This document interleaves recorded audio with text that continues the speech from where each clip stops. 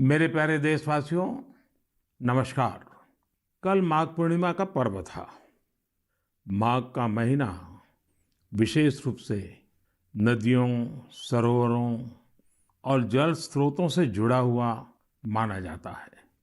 हमारे शास्त्रों में कहा गया है, माघे निमग्ना सलिले सुशीते विमुक्त पापा त्रिदिवम प्रयान्ति। अर्थात माघ महीने में किसी भी पवित्र जलाशय में स्नान को पवित्र माना जाता है। दुनिया के हर समाज में नदी के साथ जुड़ी हुई कोई न कोई परंपरा होती ही है। नदी तट पर अनेक सभ्यताएं भी विकसित हुई हैं। हमारी संस्कृति क्योंकि हजारों वर्ष पुरानी है, इसलिए इसका विस्तार हमारे यहाँ और ज्यादा मिलता है।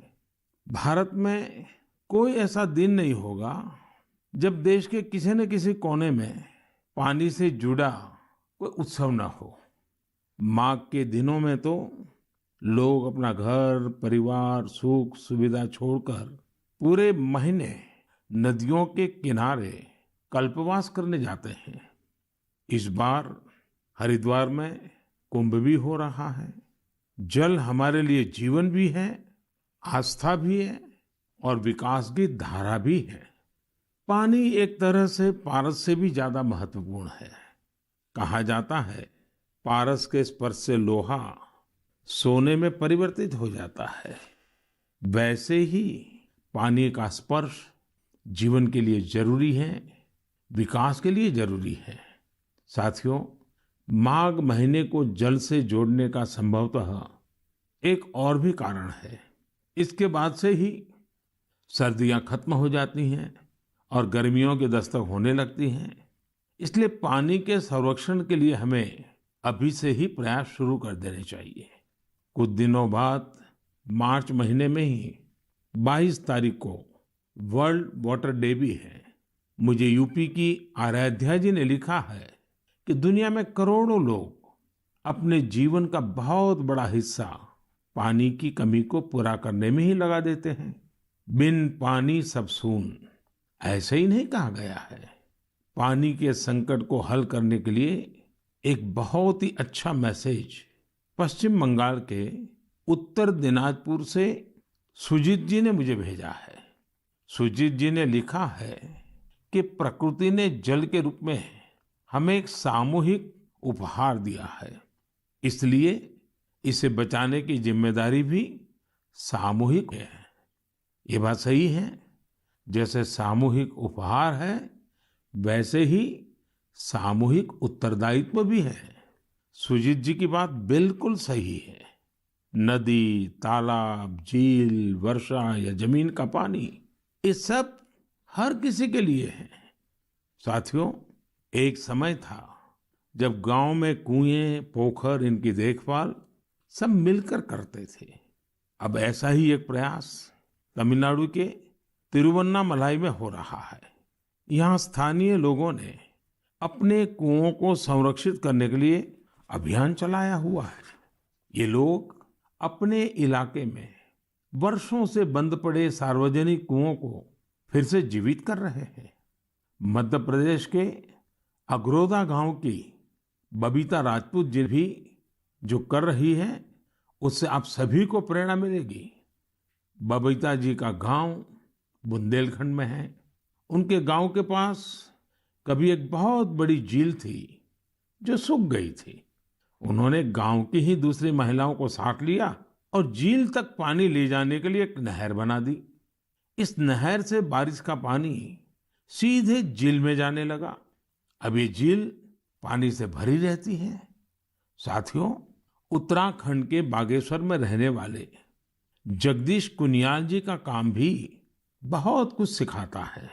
जगदीश जी का गांव और आसपास का क्षेत्र पानी की जरूरतों के लिए एक प्राकृतिक स्रोत पर निर्भर था, लेकिन कई साल पहले ये स्रोत सूख गया। इससे पूरे इलाके में पानी का संकट गहराता चला गया। जगदीश जी ने इस संकट का हल वृक्षारोपण से करने की ठानी। उन्हें पूरे इलाके में गांव के लोगों के साथ मिलकर हजारों पेड़ लगाए और आज उनके इलाके का सूख चुका वो जल स्रोत फिर से भर गया है। साथियों, पानी को लेकर हमें इसी तरह अपनी सामूहिक जिम्मेदारियों को समझना होगा। भारत के ज्यादातर हिस्सों में मई जून में बारिश शुरू होती है। क्या हम अभी से अपने आसपास के जल स्रोतों की सफाई के लिए, वर्षा जल के संचयन के लिए 100 दिन का कोई अभियान शुरू कर सकते हैं? इसी सोच के साथ अब से कुछ दिन बाद जल शक्ति मंत्रालय द्वारा भी जल शक्ति अभियान कैच द रेन भी शुरू किया जा रहा है। इस अभियान का मूल मंत्र है catch the rain where it falls when it falls. हम अभी से जुटेंगे, हम पहले से जो रेन वाटर हार्वेस्टिंग सिस्टम है उन्हें दुरुस्त करवा लेंगे, गांवों में, तालाबों में, पोखरों की सफाई करवा लेंगे, जल स्रोतों तक जा रहे पानी के रास्ते की रुकावटें दूर कर लेंगे, तो ज्यादा से ज्यादा वर्षा जल का संचयन कर पाएंगे। मेरे प्यारे देशवासियों, जब भी माघ महीने और इसके आध्यात्मिक सामाजिक महत्व की चर्चा होती है तो ये चर्चा एक नाम के बिना पूरी नहीं होती। ये नाम है संत रविदास जी का। माघ पूर्णिमा के दिन ही संत रविदास जी की जयंती होती है। आज भी संत रविदास जी के शब्द, उनका ज्ञान हमारा पथ प्रदर्शन करता है। उन्होंने कहा था, एकई माटी के सब भांडे, सबका एको सृजनहार। रविदास व्यापई एकई घट भीतर, सबको एकई घड़े कुम्हार। हम सभी एक ही मिट्टी के बर्तन हैं, हम सभी को एक ने ही गढ़ा है। संत रविदास जी ने समाज में व्याप्त विकृतियों पर हमेशा खुलकर अपनी बात कही। उन्होंने इन विकृतियों को समाज के सामने रखा, उसे सुधारने की राह दिखाई। और तभी तो मीरा जी ने कहा था, गुरु मिलिया रैदास, दीनी ज्ञान की घुटकी। ये मेरा सौभाग्य है कि मैं संत रविदास जी की जन्मस्थली वाराणसी से जुड़ा हुआ हूँ। संत रविदास जी के जीवन की आध्यात्मिक ऊंचाई को और उनकी ऊर्जा को मैंने उस तीर्थ स्थल में अनुभव किया है। साथियों, रविदास जी कहते थे, करम बंधन में बंद रहियो, फल की नात जियो आस। कर्म मानुष का धर्म है, सत भाखे रविदास। अर्थात हमें निरंतर अपना कर्म करते रहना चाहिए, फिर फल तो मिलेगा ही मिलेगा। यानी कर्म से सिद्धि तो होती ही होती है। हमारे युवाओं को एक और बात संत रविदास जी से जरूर सीखनी चाहिए। युवाओं को कोई भी काम करने के लिए खुद को पुराने तौर तरीकों में बांधना नहीं चाहिए। आप अपने जीवन को खुद ही तय करिए, अपने तौर तरीके भी खुद बनाइए और अपने लक्ष्य भी खुद ही तय करिए। अगर आपका विवेक, आपका आत्मविश्वास मजबूत है तो आपको दुनिया में किसी भी चीज से डरने की जरूरत नहीं है। मैं ऐसा इसलिए कहता हूं क्योंकि कई बार हमारे युवा एक चली आ रही सोच के दबाव में वो काम नहीं कर पाते जो करना वाकई उन्हें पसंद होता है। इसलिए आपको कभी भी नया सोचने, नया करने में संकोच नहीं करना चाहिए। इसी तरह संत रविदास जी ने एक और महत्वपूर्ण संदेश दिया है। ये संदेश है अपने पैरों पर खड़ा होना। हम अपने सपनों के लिए किसी दूसरे पर निर्भर रहें, ये बिल्कुल ठीक नहीं है। जो जैसा है वैसा चलता रहे। रविदास जी कभी भी इसके पक्ष में नहीं थे। और आज हम देखते हैं कि देश का युवा भी इस सोच के पक्ष में बिल्कुल नहीं है। आज जब मैं देश के युवाओं में इनोवेटिव स्पिरिट देखता हूं तो मुझे लगता है कि हमारे युवाओं पर संत रविदास जी को जरूर गर्व होता। मेरे प्यारे देशवासियों, आज नेशनल साइंस डे भी है। आज का दिन भारत के महान वैज्ञानिक डॉक्टर सीवी रमन जी द्वारा की गई रमन इफेक्ट खोज को समर्पित है। केरल से योगेश्वरन जी ने नमो ऐप पर लिखा है कि रमन इफेक्ट की खोज ने पूरी विज्ञान की दिशा को बदल दिया था। इससे जुड़ा हुआ एक बहुत अच्छा संदेश मुझे नासिक के स्नेहिल जी ने भी भेजा है। स्नेहिल जी ने लिखा है कि हमारे देश के अनगिनत वैज्ञानिक हैं जिनके योगदान के बिना साइंस इतनी प्रगति नहीं कर सकती थी। हम जैसे दुनिया के दूसरे वैज्ञानिकों के बारे में जानते हैं, वैसे ही हमें भारत के वैज्ञानिकों के बारे में भी जानना चाहिए।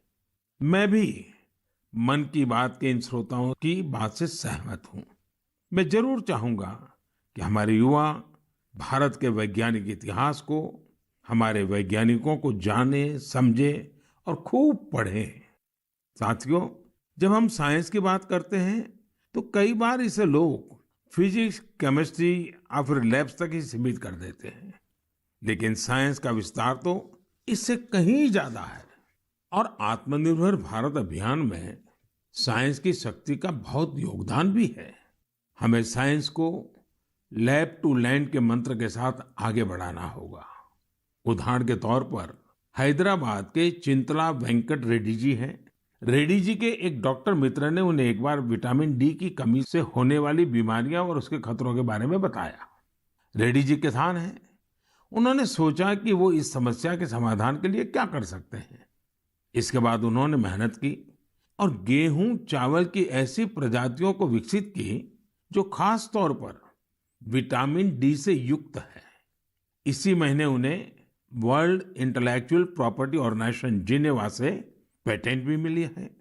ये हमारी सरकार का सौभाग्य है कि वेंकट रेड्डी जी को पिछले साल पद्मश्री से भी सम्मानित किया था। ऐसे ही बहुत इनोवेटिव तरीके से लद्दाख के उरगेन फुत्सौग भी काम कर रहे हैं। उरगेन जी इतनी ऊंचाई पर ऑर्गेनिक तरीके से खेती करके करीब 20 फसलें उगा रहे हैं, वो भी साइक्लिक तरीके से। यानी वो एक फसल के वेस्ट को दूसरी फसल में खाद के तौर पर इस्तेमाल कर लेते हैं। है ना कमाल की बात। इसी तरह गुजरात के पाटन जिले में कामराज भाई चौधरी ने घर में ही सहजन के अच्छे बीज विकसित किए हैं। सहजन को कुछ लोग सरगवा बोलते हैं। इसे मोरिंगा या ड्रमस्टिक भी कहा जाता है। अच्छे बीजों की मदद से जो सहजन पैदा होता है उसकी क्वालिटी भी अच्छी होती है। अपनी उपज को वो अब तमिलनाडु और पश्चिम बंगाल भेजकर अपनी आय भी बढ़ा रहे हैं। साथियों, आजकल चिया सीड्स का नाम आप लोग बहुत सुनते होंगे। हेल्थ अवेयरनेस से जुड़े लोग इसे काफी महत्व देते हैं और दुनिया में इसकी बड़ी मांग भी है। भारत में इसे ज्यादातर बाहर से मंगाते हैं, लेकिन अब चिया सीड्स में आत्मनिर्भरता का बीड़ा भी लोग उठा रहे हैं। ऐसे ही यूपी के बाराबंकी में हरिश्चंद्र जी ने चिया सीड्स की खेती शुरू की है। चिया सीड्स की खेती उनकी आय भी बढ़ाएगी और आत्मनिर्भर भारत अभियान में मदद भी करेगी। साथियों, एग्रीकल्चर वेस्ट से वेल्थ क्रिएट करने के भी कई प्रयोग देश भर में सफलतापूर्वक चल रहे हैं।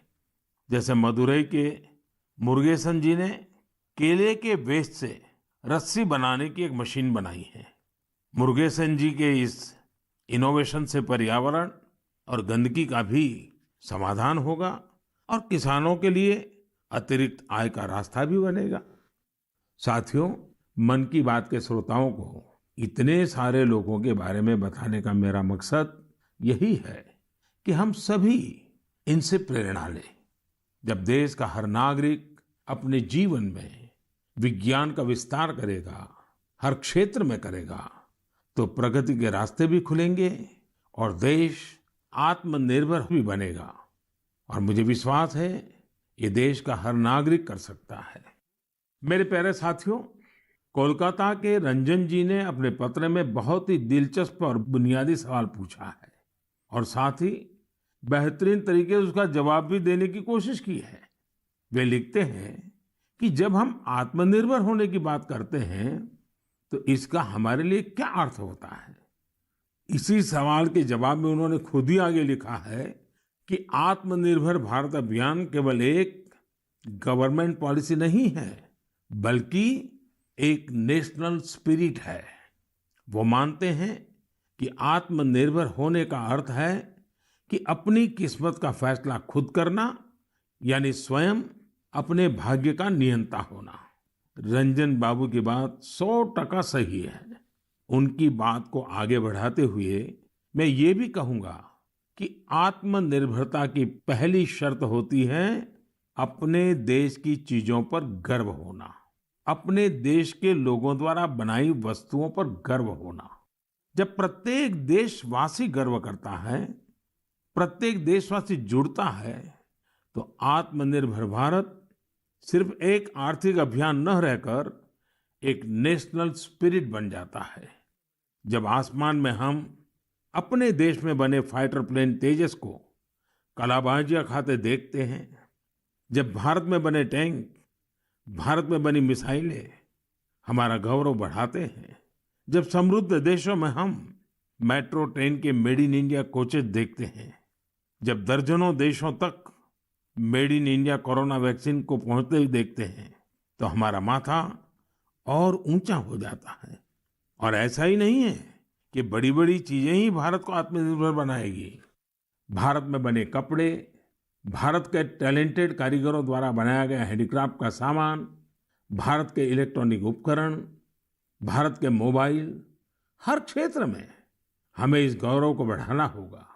जब हम इसी सोच के साथ आगे बढ़ेंगे, तभी सही मायने में आत्मनिर्भर बन पाएंगे। और साथियों, मुझे खुशी है कि आत्मनिर्भर भारत का ये मंत्र देश के गांव-गांव में पहुंच रहा है। बिहार के बेतिया में यही हुआ है, जिसके बारे में मुझे मीडिया में पढ़ने को मिला। बेतिया के रहने वाले प्रमोद जी दिल्ली में एक टेक्नीशियन के रूप में एलईडी बल्ब बनाने वाली फैक्ट्री में काम करते थे।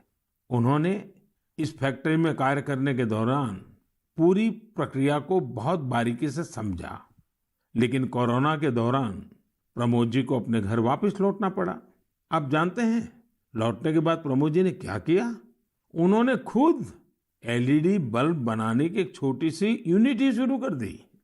उन्होंने अपने क्षेत्र के कुछ युवाओं को साथ लिया और कुछ ही महीनों में फैक्ट्री वर्कर से लेकर फैक्ट्री ओनर बनने तक का सफर पूरा कर दिया, वह भी अपने ही घर में रहते हुए।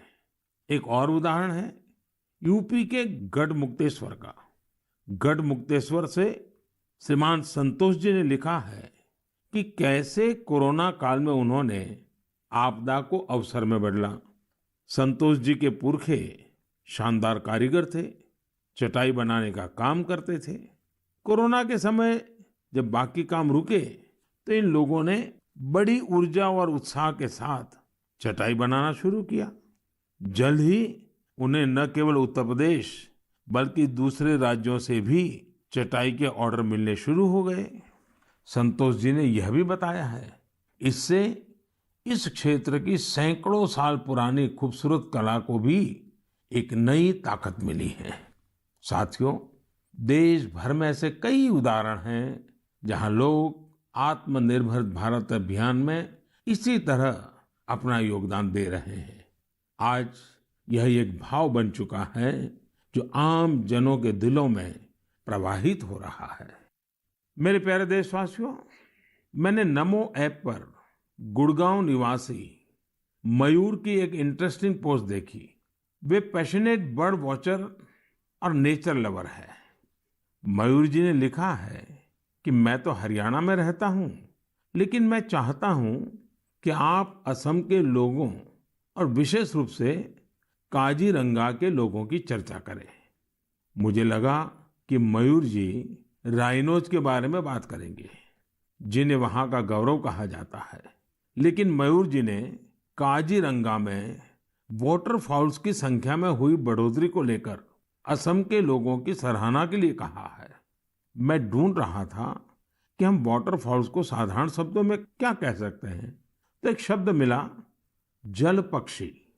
ऐसे पक्षी जिनका बसेरा पेड़ों पर नहीं पानी पर होता है, जैसे बतख वगैरह। Kaziranga national park and tiger reserve authority कुछ समय से एनुअल वाटरफाउल सेंसस करती आ रही है। इस सेंसस से जल पक्षियों की संख्या का पता चलता है और उनके पसंदीदा हैबिटेट की जानकारी मिलती है। अभी 2-3 सप्ताह पहले ही सर्वे फिर हुआ है।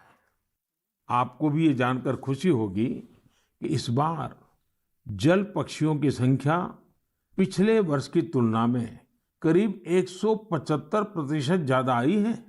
इस सेंसस के दौरान काजीरंगा नेशनल पार्क में बर्ड्स की कुल 112 स्पीशीज को देखा गया है। इनमें से 58 स्पीशीज यूरोप, सेंट्रल एशिया और ईस्ट एशिया सहित दुनिया के विभिन्न हिस्सों से आए विंटर माइग्रेंट्स है। इसका सबसे महत्वपूर्ण कारण यह है कि यहाँ बेहतर वाटर कंजर्वेशन होने के साथ ह्यूमन इंटरफियरेंस बहुत कम है। वैसे कुछ मामलों में पॉजिटिव ह्यूमन इंटरफियरेंस भी बहुत महत्वपूर्ण होता है। असम के श्री जादव पायेंग को ही देख लीजिए। आप में से कुछ लोग उनके बारे में जरूर जानते होंगे। अपने कार्यों के लिए उन्हें पद्म सम्मान मिला है। श्री जादव पायेंग वो शख्स हैं जिन्होंने असम में मजुली आइलैंड में करीब 300 हेक्टेयर प्लांटेशन में अपना सक्रिय योगदान दिया है। वे वन संरक्षण के लिए काम करते रहे हैं और लोगों को प्लांटेशन एवं बायोडायवर्सिटी के कंजर्वेशन को लेकर प्रेरित करने में भी जुटे हुए हैं। साथियों, असम में हमारे मंदिर भी प्रकृति के संरक्षण में अपनी अलग ही भूमिका निभा रहे हैं। यदि आप हमारे मंदिरों को देखेंगे तो पाएंगे कि हर मंदिर के पास तालाब होता है। हजो स्थित हयाग्रीव मधेब मंदिर, सोनितपुर के नागशंकर मंदिर और गुवाहाटी में स्थित उग्रतारा टेम्पल के पास इस प्रकार के कई तालाब हैं। इनका उपयोग विलुप्त होते कछुओं की प्रजातियों को बचाने के लिए किया जा रहा है। असम में कछुओं की सबसे अधिक प्रजातियां पाई जाती हैं। मंदिरों के ये तालाब कछुओं के संरक्षण, प्रजनन और उनके बारे में प्रशिक्षण के लिए एक बेहतरीन स्थल बन सकते हैं। मेरे प्यारे देशवासियों, कुछ लोग समझते हैं कि इनोवेशन करने के लिए आपका साइंटिस्ट होना जरूरी है। कुछ सोचते हैं कि दूसरों को कुछ सिखाने के लिए आपका टीचर होना जरूरी है। इस सोच को चुनौती देने वाले व्यक्ति हमेशा सराहनीय होते हैं। अब जैसे क्या कोई किसी को सोल्जर बनने के लिए प्रशिक्षित करता है तो क्या उसको सैनिक होना जरूरी है? आप सोच रहे होंगे कि हाँ, जरूरी है। लेकिन यहाँ थोड़ा सा ट्विस्ट है। माई गॉव पर कमलकांत जी ने मीडिया की एक रिपोर्ट साझा की है जो कुछ अलग बात कहती है। ओडिशा में अराखुड़ा में एक सज्जन है नायक सर। वैसे तो इनका नाम सिलू नायक है, पर सब उन्हें नायक सर ही बुलाते हैं। दरअसल वे मैन ऑन अ मिशन है। वह उन युवाओं को मुफ्त में प्रशिक्षित करते हैं जो सेना में शामिल होना चाहते हैं। नायक सर के ऑर्गेनाइजेशन का नाम महागुरु बटालियन है। इसमें फिजिकल फिटनेस से लेकर इंटरव्यूज तक और राइटिंग से लेकर ट्रेनिंग तक इन सभी पहलुओं के बारे में बताया जाता है। आपको यह जानकर हैरानी होगी कि उन्होंने जिन लोगों को प्रशिक्षण दिया है, उन्होंने थल सेना, जल सेना, वायुसेना, सीआरपीएफ, बीएसएफ ऐसे यूनिफॉर्म फोर्सेस में अपनी जगह बनाई है। वैसे आप ये जानकर भी आश्चर्य से भर जाएंगे कि सिलू नायक जी ने खुद ओडिशा पुलिस में भर्ती होने के लिए प्रयास किया था, लेकिन वो सफल नहीं हो पाए। इसके बावजूद उन्होंने अपने प्रशिक्षण के दम पर अनेक युवाओं को राष्ट्र सेवा के योग्य बनाया है। आइए हम सब मिलकर नायक सर को शुभकामना दें कि वह हमारे देश के लिए और अधिक नायकों को तैयार करें। साथियों, कभी-कभी बहुत छोटा और साधारण सा सवाल भी मन को झकझोर जाता है। ये सवाल लंबे नहीं होते हैं, बहुत सिंपल होते हैं, फिर भी वे हमें सोचने पर मजबूर कर देते हैं। कुछ दिन पहले हैदराबाद की अपर्णा रेड्डी जी ने मुझसे ऐसा ही एक सवाल पूछा। उन्होंने कहा कि आप इतने साल से पीएम है, इतने साल सीएम रहे, क्या आपको कभी लगता है कि कुछ कमी रह गई? अपर्णा जी का सवाल बहुत सहज है, लेकिन उतना ही मुश्किल भी। मैंने इस सवाल पर विचार किया और खुद से कहा, मेरी एक कमी ये रही कि मैं दुनिया की सबसे प्राचीन भाषा तमिल सीखने के लिए बहुत प्रयास नहीं कर पाया। मैं तमिल नहीं सीख पाया। यह एक ऐसी सुंदर भाषा है जो दुनिया भर में लोकप्रिय है।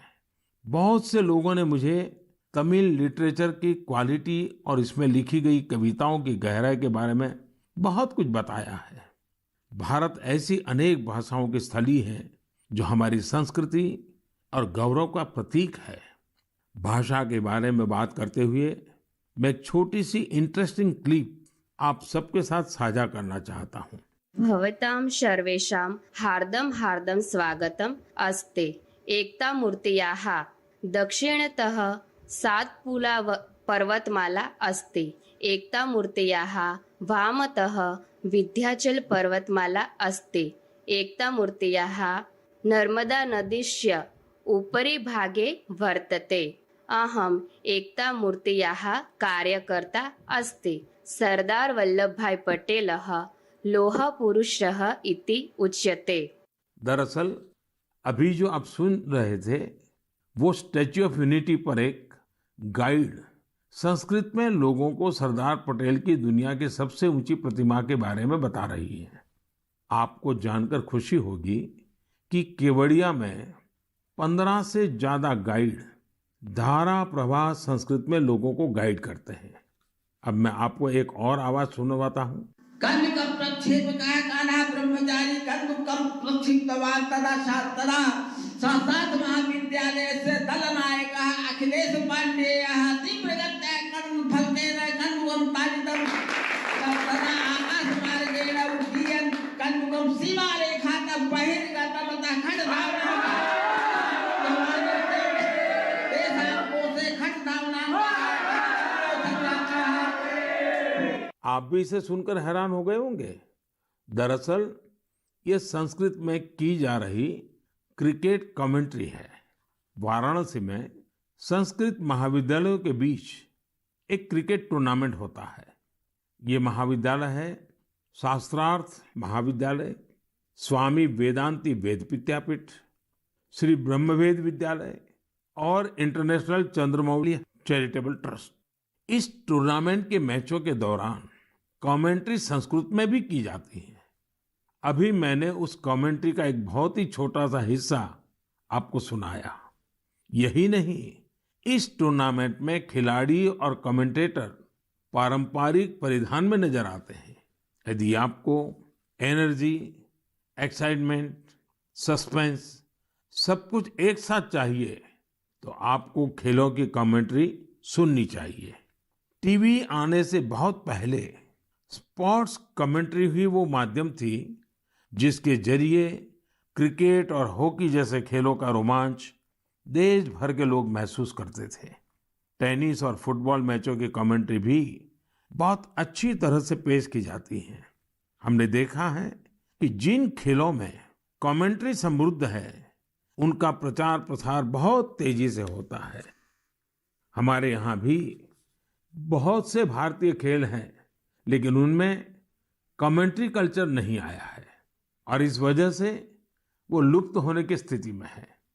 मेरे मन में एक विचार है, क्यों न अलग अलग स्पोर्ट्स और विशेषकर भारतीय खेलों की अच्छी कमेंट्री अधिक से अधिक भाषाओं में हो। हमें इसे प्रोत्साहित करने के बारे में जरूर सोचना चाहिए। मैं खेल मंत्रालय और प्राइवेट संस्थान के सहयोगियों से इस बारे में सोचने का आग्रह करूंगा। मेरे प्यारे युवा साथियों, आने वाले कुछ महीने आप सबके जीवन में विशेष महत्व रखते हैं। अधिकतर युवा साथियों के एग्जाम्स, परीक्षाएं होगी। अब सबको याद है ना, वॉरियर बनना है, वॉरियर नहीं। हंसते हुए एग्जाम देने जाना है और मुस्कुराते हुए लौटना है। किसी और से नहीं, अपने आप से ही स्पर्धा करनी है, पर्याप्त नींद भी लेनी है और टाइम मैनेजमेंट भी करना है।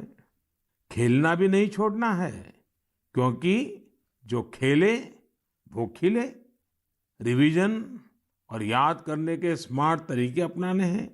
यानी कुल मिलाकर इन एग्जाम्स में अपने बेस्ट को बाहर लाना है। आप सोच रहे होंगे यह सब होगा कैसे? हम सब मिलकर यह करने वाले हैं। हर वर्ष की तरह इस वर्ष भी हम सब करेंगे परीक्षा पे चर्चा। लेकिन मार्च में होने वाली परीक्षा पे चर्चा से पहले मेरी आप सभी एग्जाम वॉरियर से, पेरेंट्स से और टीचर से रिक्वेस्ट है कि अपने अनुभव, अपने टिप्स जरूर शेयर करें। आप MyGov पर शेयर कर सकते हैं, नरेंद्र मोदी ऐप पर शेयर कर सकते हैं। इस बार की परीक्षा पे चर्चा में युवाओं के साथ साथ पेरेंट्स और टीचर्स भी आमंत्रित है। कैसे पार्टिसिपेट करना है, कैसे प्राइज जीतने हैं, कैसे मेरे साथ डिस्कशन का अवसर पाना है, ये सारी जानकारियां आपको MyGov पर मिलेगी। अब तक 1 लाख से अधिक विद्यार्थी, करीब 40,000 पेरेंट्स और तकरीबन 10,000 टीचर भाग ले चुके हैं। आप भी आज ही पार्टिसिपेट कीजिए। इस कोरोना के समय में मैंने कुछ समय निकालकर एग्जाम वॉरियर बुक में भी कई नए मंत्र जोड़ दिए हैं। अब इसमें पेरेंट्स के लिए भी कुछ मंत्र ऐड किए गए हैं। इन मंत्रों से जुड़ी ढेर सारी interesting activities Narendra Modi app पर दी हुई है, जो आपके अंदर के एग्जाम वॉरियर को इग्नाइट करने में मदद करेगी। आप इनको जरूर ट्राई करके देखिए।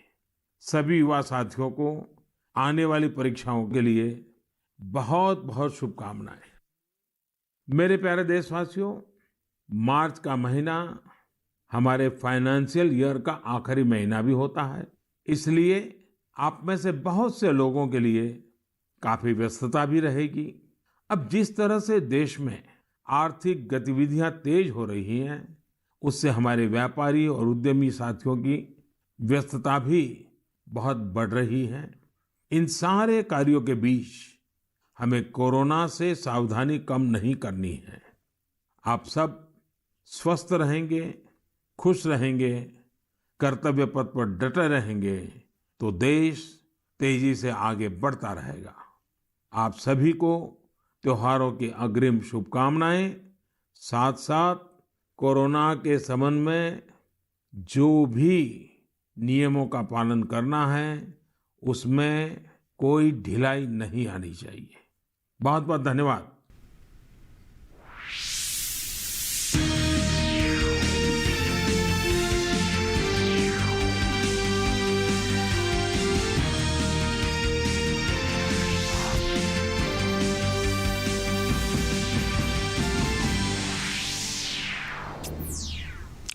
तो अभी आपने